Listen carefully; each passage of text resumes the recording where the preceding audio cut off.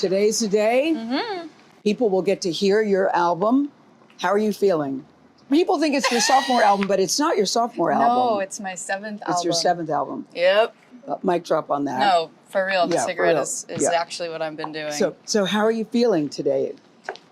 So relieved. Relieved? Overwhelmed, excited, nervous. I'm feeling everything. Well, the last one, short and sweet.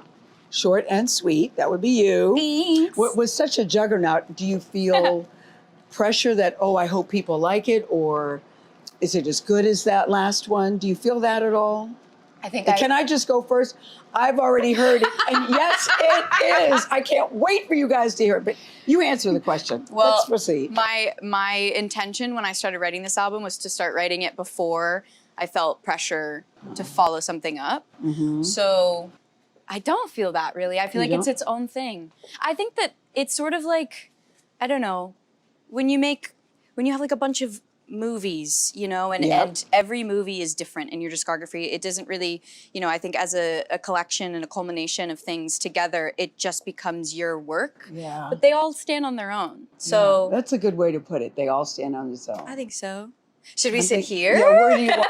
Which side am I on, guys? This table's so well lit. I feel like we should sit here. I said, is this a pretty restaurant? Yeah, Is it's this gorgeous. a real place? Yeah, It's pretty. Have you been here before? I like this. I love it. It's beautiful. Okay. Cheers. Cheers to us. Cheers to us. Cheers to us. Okay, Man's Best Friend album. So when people first saw the cover of Man's Best Friend, there was a lot of tisk, tisk, tisk, and oh my. Yeah, tisk, tisk, tisk, and oh my. Yeah. What was your reaction to people's reaction? Like, y'all need to get out more, I think. I was actually shocked because I think between me and my friends and my family and the people that I always share my music and my art with first, it was... And whose opinion you trust. And whose opinion I trust very much and who know me better than anyone. It just wasn't even a conversation. It was just like, it's perfect for what the album is. It's perfect for, you know, kind of what it represents. And I don't know, everything about it to me just felt like so opposite of like, the world ending. So I was excited. I was excited it made him feel something, and also excited that, you know, I think it's really interesting that so many different parts now, I think, of an album, a project can have so many different meanings and be and looked interpretations. Into. Interpretations, yeah, exactly. So when you said the people that know you got it, what was your intention? What is the message you're trying to say on this cover, if anything? I think to me, like you said, it's so up to interpretation, but... What's your interpretation? My That's interpretation is, it really is being in on the control, being in on your lack of control and when you want to be in control. Like, I think as a young woman, you're just as aware of when you're in control as when you're not. And I think some of those are choices. And I think for me, this whole album was about the humanity of allowing yourself to make those mistakes, knowing when you're, you know, putting yourself in a situation that will probably end up poorly, but it's going to teach you something. And I think just looking at that and being able to laugh at yourself, laugh at the other person, laugh at the relationships, and not take it all too seriously was the goal. And also the idea of knowing when you're not in control, you're still in control, if that makes sense. Because one of the comments was, it can't be all three. Some people say... Oh, you read all the comments. Yeah. Well, not all of them, just a couple. Sabrina can't have it both ways. If it's a satire of how men treat us, it can also be a straightforward image of a woman being submissive just because it's sexy. Right. When you heard that or read that, what did you think? There's just a lot of pointing fingers for, you know, I mean, at that point, they hadn't heard the project. They don't know me. They don't know my intentions. They don't know the stories I'm telling. So I try to take it with a grain of salt and also know that, like, my fans that know me and know the person behind the music look at that photo and they know exactly what it is. And people that have no idea who I am absolutely look at that photo and go, like, where are her parents? Yes, yeah, My parents actually saw the photo and they loved it. So I think it's all, you know, dependent on everyone's individual life experience, how they're viewing their own lives. It's like looking in a mirror. so many of these reactions that you get to stuff you make is really a reflection of other people. It's not even really so much your work. I think it's just how they see themselves in your work.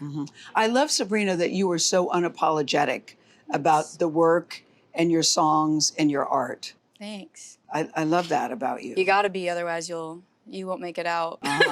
No, seriously, because some people can't handle the controversy or the criticism, and you seem to say, "Okay, bring it on," and you're not apologetic about it. Everyone has their days where it hits differently. Yeah. If I'm on my cycle, those comments are gonna hurt more, you know? But I think for the most part, I've been dealing with people saying mean things about me since I was very little. I started a YouTube channel when I was 9 years old. I would post covers of songs of artists I loved, and I would say, you know, people saying the worst things in the world about a 9-year-old. So I've been dealing with it since I was a kid. Now, when they're very targeted and they're very specific, it just feels... It stings? Yeah, it can. It can, because you want to be able to individually tell those people, no, this is what I meant. I'm a real person. It's okay. Like, I'm not trying to offend anyone. But if you do that, they find something wrong with that. And then it's kind of an endless spiral. So I have learned to listen to the people that are around me, that love me and know me, that, you know, trust me and have a drink and call it a day. And whose opinion that you respect and admire. Because this is what I've learned. It took me a minute to get there, because I would be so hurt about something. I would sometimes call the people up. Hello, this is Gail. I read that you said... And instantly people, by the way, back to, oh my God, Gail, I'm so sorry. I can't believe you're calling me. Yeah. But then you have to get to the point where, as long as the people that know you, love you, respect you, and you feel good about it yourself, then you can't, otherwise you'll go down a rabbit hole of craziness. Because I say a lot of these people are keyboard warriors. They say stuff they would never say to your face. Absolutely. Never say to your face. Yeah, and that's a great way to put it into perspective. You know, most of the time it's so easy to say this stuff when you're never going to say it to someone's face. And also, I always say, you don't have to like what I do. I think there's this weird misconception that every artist has to check every box for everyone to like everything about them. It's never been that way. It's never going to be. So I'm okay if Tommy from Arkansas doesn't like what I do. You know? And if there's more people, like, as long as, you know, the people that I'm speaking to that do connect with me and relate to me feel that connection, then I'm happy. You are so good. Thanks. Oh my God. That's such a good answer, though. Thanks. I'm okay if Tommy from Arkansas. Well, and there's more Tommies where that came from, but yeah. Are you proud of this album? Very proud. I feel like sometimes there's this idea that there's pressure for artists to make a project. You know, there's a timeline. There's sort of like... well, it was surprising that this one came out so soon after the juggernaut of last year. And I think it's just because of the fact that I was inspired, and I'm trying not to take that for granted. And I think that's why I'm so proud of it, because I felt like I really made it for me on my own terms, and not because I felt swayed or pressured to like make the next thing. And I think that's why it happened so effortlessly. I was just going through a lot, and I was like, well, I could either, you know, sit and sulk about it, or I could write about it. And it doesn't mean I have to put any of this out, but if it ends up feeling special, and it did, then I will. And I got to make it with 3 of my favorite people, 3 of my best friends, Amy, Alan, Jack Antonoff, and John Ryan. And it just was so special. Like, it really felt like magic.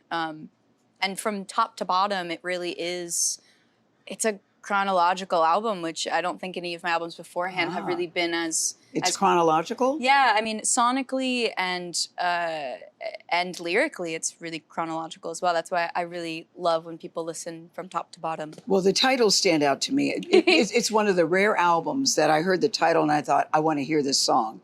My Man on Willpower, Sugar Talking, We Almost Broke Up Again Last Night, Never Getting Laid, When Did You Get Hot, Don't Worry, I'll Make You Worry, House Tour. What are you saying, Ms. Carpenter, to us? Like a lot of crazy stories, crazy conversations. I think, you know, my favorite thing is being able to pull from something that feels so real, or something that kind of, you know, takes you back how blatantly honest it is, and make a song about it. And I think this one in particular felt like a lot of it was rolling off the tongue. And that's all you can ever hope for when you're writing songs. Is Were these things that you had gone through? Because, for instance, Sugar Talking, Put Your Loving... Well, you tell me your favorite. I'll name the title. Okay, I'll take my and favorite. Then you tell me your favorite line out of it. Okay. Sugar Talking. I would say, you're saying that you miss me, boy, do you want a prize? That one kind of like, also put your loving where your mouth is like kind of the tagline for the song. Yeah. Sugar Talking isn't working tonight. I love that line. Yeah. My Man on Willpower. Oh my goodness. There's so many favorites in this song. I think the whole second verse is amazing. It's sort of like, yeah, okay. It's sort of like a run-on sentence. It's like, yeah, okay, he's on his big journey to find a little zest to life, a new sense of purpose, but why? I'm right here, I'm waiting. The joke can be over now, like, stop playing. And then it's my man on willpower is something I don't understand. And I think the whole song was really just autobiographical, unfortunately. Never Getting Laid. Now, the title made me think one thing, and then I hear the lyrics and I went, go Sabrina, Never Thanks. Getting Laid. That one is, I just hope you get agoraphobia one day, and all your days are sunny from your window pane. Wish you a lifetime full of happiness and a forever of never getting laid. What is the backstory there? You know... What his name is. You know, actually, that one was a bit of a turning point for me because I'm so used to writing bitter songs, and this one felt like being bitter, but with a lot of sweetness. It was like, I really don't actually wish any ill will on you. I want you to live a good life. I think the thing that hurts the most is when you find someone else and I have to watch it, you know? So if you could just stay locked up in your house forever, but be happy and have a good life and good things will happen to you. I wish you well. I wish you well, just don't be with another person. That would be great for me. You know, that's the other thing that struck me when you just said the word sweetness.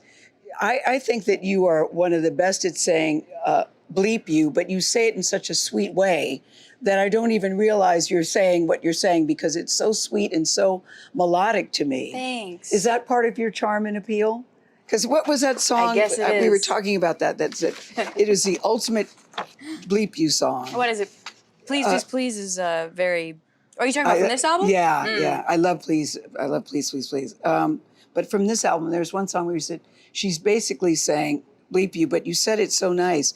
Don't worry, I'll make you worry. Correct. Don't worry, I'll make you worry is even from the title, it sounds like a threat, but Yes. it's like, it's all just said with a wink. It's said with like a pat on the back. I think that is the way that I communicate. I think, you know, for the people that I've loved and lost and the people that I've loved and kept somehow, they know that that's always kind of been part of my personality. It's like, I love really hard. If you with me, there will be consequences, but also I know that I loved you once for a reason, so I keep that very close to me, and I do try to keep it lighthearted as much as I can. Because I think your pen is very sharp and you can be Thanks. very sarcastic, but you also say this about yourself, I don't have an evil will or evil bone in my body. I am not that girl.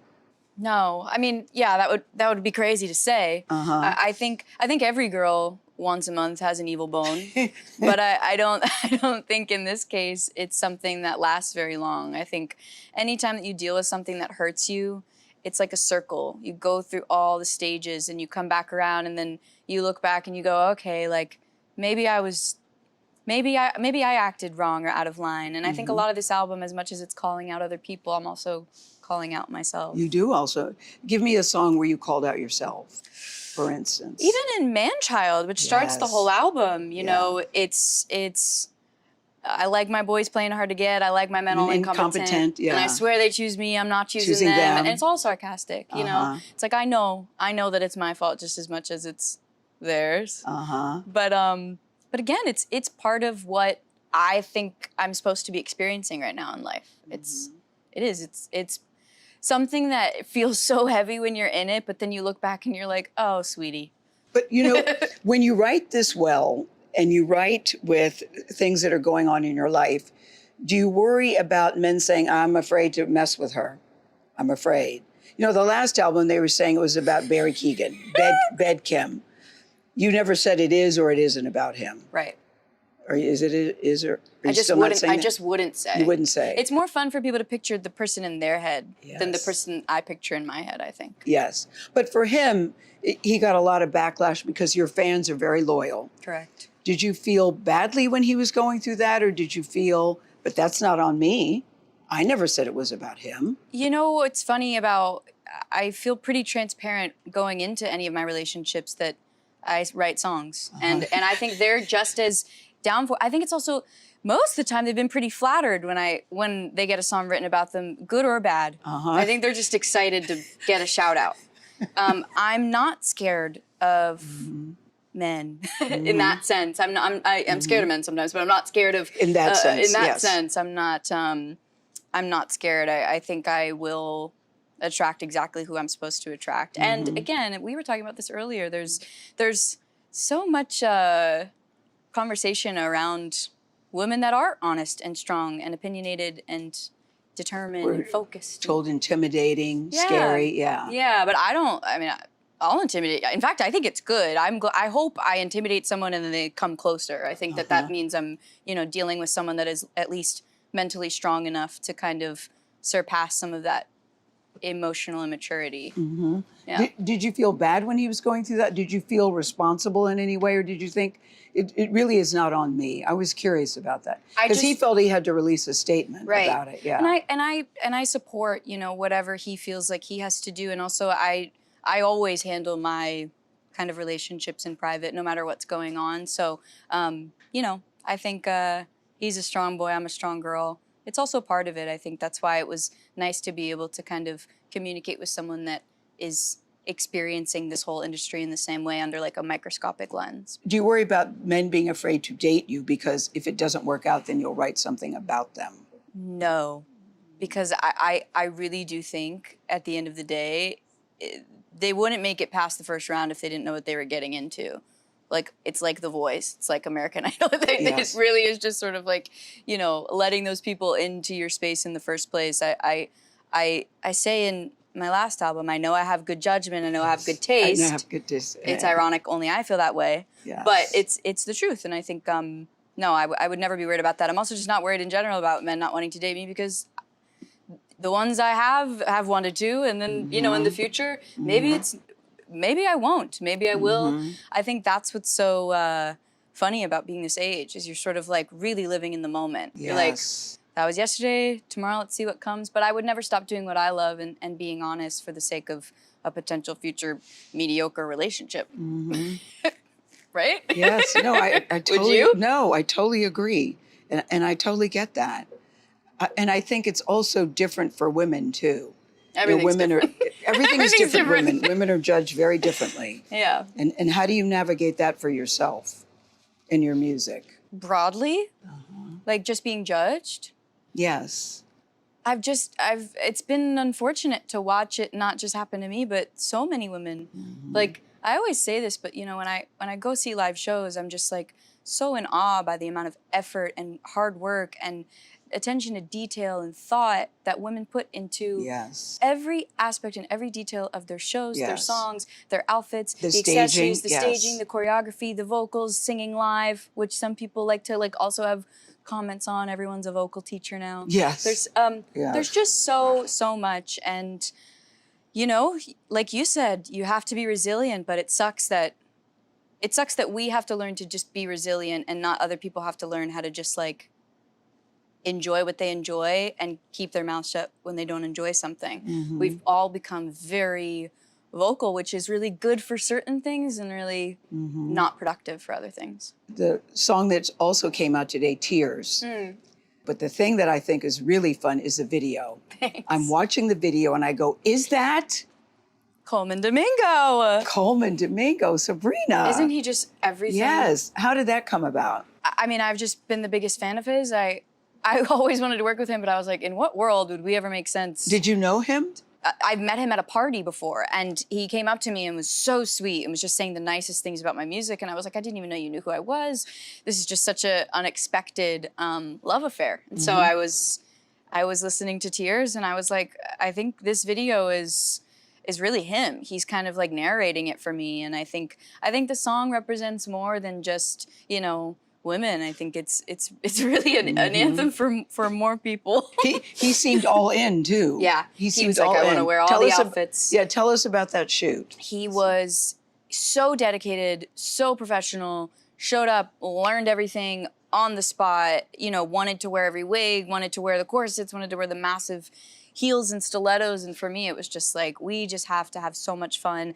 And it felt like we were kids. It really felt like we were little kids just playing dress up. It was great. That was, see, they just said, take a look at this video. And when he popped up, that was a surprise. It's an actual jump scare. Yes. So I can't wait for people to see that. You said something interesting. You said he came to you at a party and you didn't know. You were surprised he knew who you were. Are you surprised that people know who you are? I saw you at the Grammys. We were all standing in line to say, hi, Sabrina, hi. Are you surprised that people know who you are? Some people, yeah. Are you? Yeah, I think there's also just like people that I feel like we live on different planets or something. So I'm always very surprised. I think even at the Grammys, that was a huge day where I was like, you know me? Yes. Because I know you. Yes. It was very special. I just love talented people. It's really I do too. It's the coolest thing, You really get to meet such a special, candid person. And for Coleman, he was just the best performer I could have ever asked for. And will you be performing at the Super Bowl when Taylor performs? Who knows? Because I actually think I know nothing. I know nothing. And I actually think that's going to happen. But the big news, of course, is that they're engaged. I know. I'm so happy for them. But this is the thing that was so great. It's like it made worldwide news. And I was so glad that I think people are craving joy and sanity, and that's what the two of them are together. Yeah. Were you surprised that the reaction was as big as it was? No. No. No.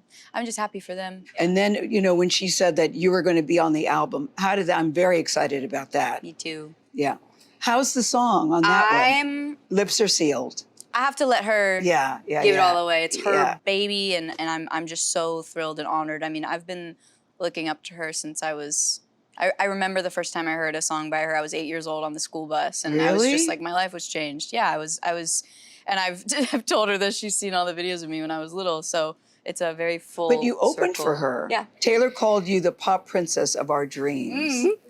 I mean, coming from her, that's crazy. I know, but sweet. I think that that's so nice. Thanks. And I think that's how many people see you. Oh, thank you. But how do you feel about you? Yeah, I'm the pop princess of my dreams. No, I know you're not going to sit and go, yes, I am the pop princess of my dreams. But was this your dream? Absolutely. Was it? Yeah. The proof was in the pudding. I mean, there's just the most obnoxious videos of me as a child singing my heart out with the craziest outfits on, and, started writing songs from the time I was 10. And I think that only happens when you know it somewhere inside of you, because there was just no other reason that I would have been so connected to it, I think. But getting to do it now, it's almost way more fun in the last year or two, because I really feel like the way that people have connected with the music, it's given me the ability to kind of be like, oh, what have I actually always dreamt of doing as a pop singer? Let me wear that outfit. Let me do this performance. Let me, like make this ice cream with my face on it. Like there's just so many silly things, and I'm able to kind of not take it too seriously and really enjoy it. I could see you doing country too. Do you ever think about country? I'm curious, because I think your voice lends itself to many things. Thanks. But have you ever thought about country? Well, it's funny. Or not really? Well, I'm from Pennsylvania. I know. And for some people that are from Pennsylvania, like I didn't grow up but I grew up in the country. I grew up like in the middle of nowhere. And my mom has this like sort of thick Philly accent, but it leans into like a Southern thing sometimes. So when I was younger and I was covering country songs, I had the thickest accent. Southern accent. And as I've gotten older and I've been playing with, songwriting and again, like not taking everything so seriously, it's come out in some of my songs. But you don't come from a musical family. Well, it depends on who you ask. In terms of your mom and dad. Yeah. Because they're not very good, but they would defend themselves. Oh, they would? Okay. They're very musical. My mom's an amazing dancer. My dad said that he was in a rock band. That's all I got. How are your parents processing all of this? Honestly, because you're the youngest of 4 girls. I like that. I'm from 4 girls. Yeah. How are they processing all of this? I think they're just really grateful that, that their support kind of got you here. Got me here, yeah. And how about you in terms of fame? Because you are so white hot right now in terms of your career. Everyone's Sabrina, Sabrina, Sabrina. How are you handling all the attention and the fame? Is it hard for you? Does it worry you? Because I think not everybody's prepared for it when it hits the way it's hitting you. Yeah.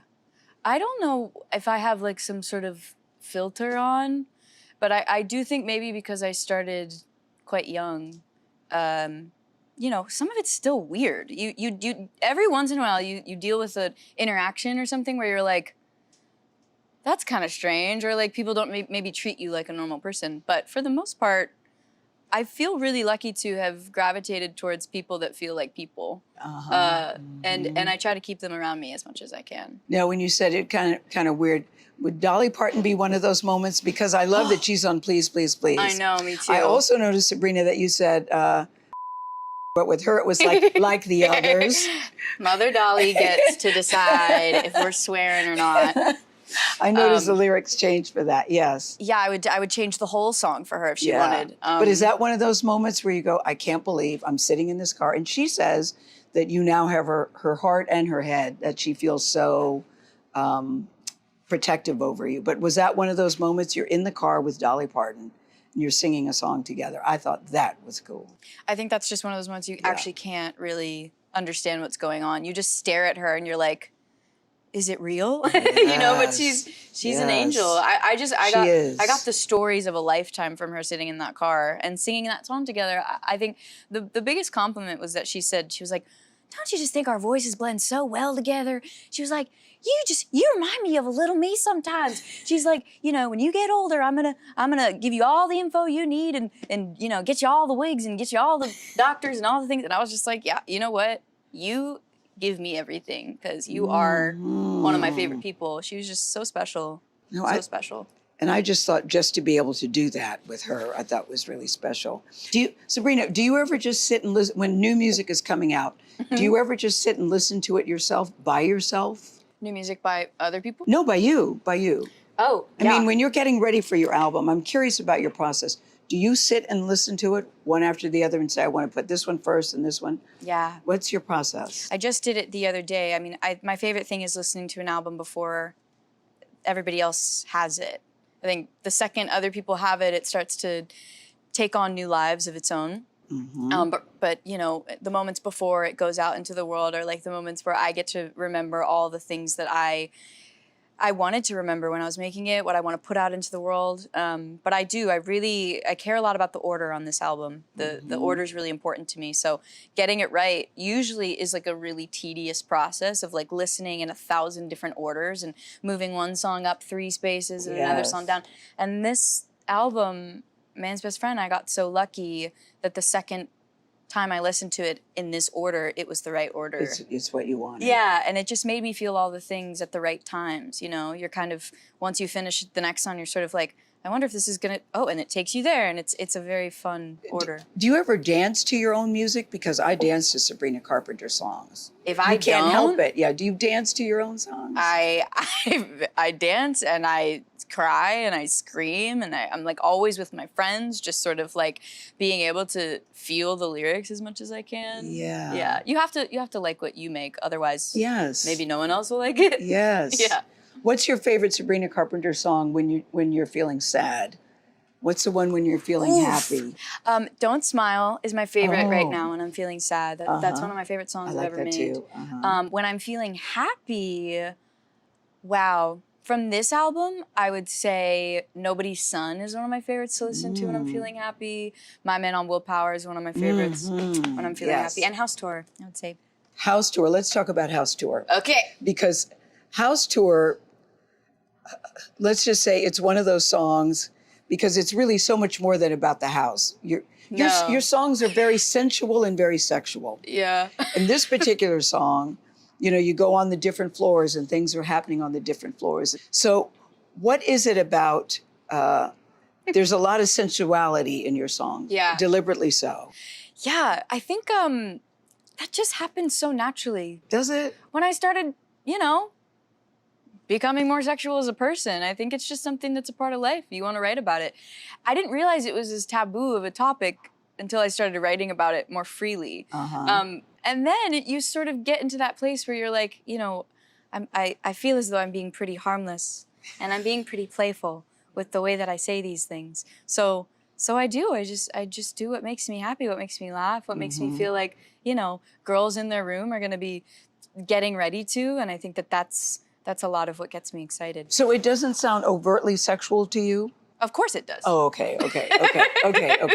Well, sometimes. I Yeah. mean, Okay. again, it's all. But that's it's all what I very like cheeky. about. But that is what I like about it. I think it's Thanks. I feel like we're in on the joke. And you know, of what you're saying. And some people That- are, that- and some that's- people aren't. But you are. I do feel that. Yeah. You know what I like about your music is that it's unapologetic, and I think there are some people that would listen to the music and they'd be clutching their pearls. Correct. Yeah, and so I wonder. But then I'm thinking, but then the song isn't for you. That's how I look at it. Then this song isn't for you. It is not for the pearl clutchers. The album is not for any pearl clutchers. No, but I also think that even pearl clutchers can listen to an album like that in their own solitude. Yes. And find something that makes them smirk and chuckle to themselves. No, because it's sexual. It's also very powerful. It's also very vulnerable. I think that's the thing is sometimes people hear the lyrics that are really bold and they go, well, I don't want to sing this in front of other people. It's like, it's almost too, it's TMI. Uh-huh. But I think about being at a concert with, you know, however many young women I see in the front row that are screaming at the top of their lungs with their best friends. And you can go like, oh, we can all like sigh of relief, like this is just fun. And that's all it has to be. And we can cry to the sad songs together. And I think, again, it makes a lot more light. I think that's what's really exciting about this album. Even though it comes from a lot of really painful things. Painful places, confusing moments in my life, I was able to sort of turn it into something that's so celebratory and weirdly like bring a lot of light to my life and to my friends. And as simple as that sounds, or as cliche as it sounds, it's sort of something that excites me right now. And today, are you in a good place? You said it comes from painful places and things. Are you in a good place? Or still work in progress? Ebb and flow, girl. Ebb and flow. Yeah. But I'm so proud of this album, so I do think that that's making me feel really excited. You love an innuendo in your music when you're writing. Because, you know, people see funny, quick-witted. Where do you get your sense of humor from? Because honestly, you're so, to me, unabashedly yourself. It comes from a dark place. I think all good humor comes from something dark. It's just about, you know, looking at things and kind of seeing it from a lot of different angles and sides. And my humor is such a huge part of how I'm able to cope with anything I'm dealing with. Do you have a process in writing your songs? Do you? I do. I have many different processes. I think for me, the thing that always jumps out the most is lyrics first. Me too, yes. And concepts. I'm always sort of thinking about like an experience I'm going through, and even though I'll be looking at you having a conversation, I will be thinking that this would make a good song, unfortunately. So that has been, you know, the root of many songs. And then, like I said, you know, I got to write the entire album with one of my best friends, Amy, who we're able to share every part of every detail of our lives together, and I think that just makes it so much more fun when you're able to kind of say things in songs that you would actually just say in real life, or that I've actually said in real life. And this particular that's album, how your lyrics feel to me, that it's stuff that you have said in real life. I think also because I'm hoping hoping that they get back to the source, and whatever that source is, I feel like it's fun. In this particular scenario, it was Jack Antonoff and John Ryan, who are both producing this album alongside me, and then Amy Allen and I, who, you know, kind of wrote all the lyrics and melodies together, and all of us that came together to make it all. And I think it felt like a band in a lot of ways. Like someone's on the drums and someone's over here playing the synth, and then we're on the tambourine, and, you know, then I'm cutting vocals. We're all doing gang vocals together. And it was really exciting to be able to be like, what if we just tried this? Like, what if we actually just did the most dramatic, annoying thing possible right now? See if it works. And if it does, exciting. Yes. And if it doesn't, we'll scrap the whole We'll scrap song. it. You've also said this, you're always thinking about your life and your music like it's a movie. Yeah. What is a movie now for you? The movie, there's like a lot of suspenseful music. Yes. There's some cliffhangers sometimes. It's truly an up and down. I think the misconception is that it's, you know, a sunshine and rainbow fest. It's obviously like, I think anyone that makes music and puts themselves out on display knows that it's a lot of emotions. But I think for me, the movie is versatile, if nothing else. Yes. Yeah. You're in a good place right now? Today here with you, I'm in a lovely place. I feel that too. I Yeah. feel that about you too.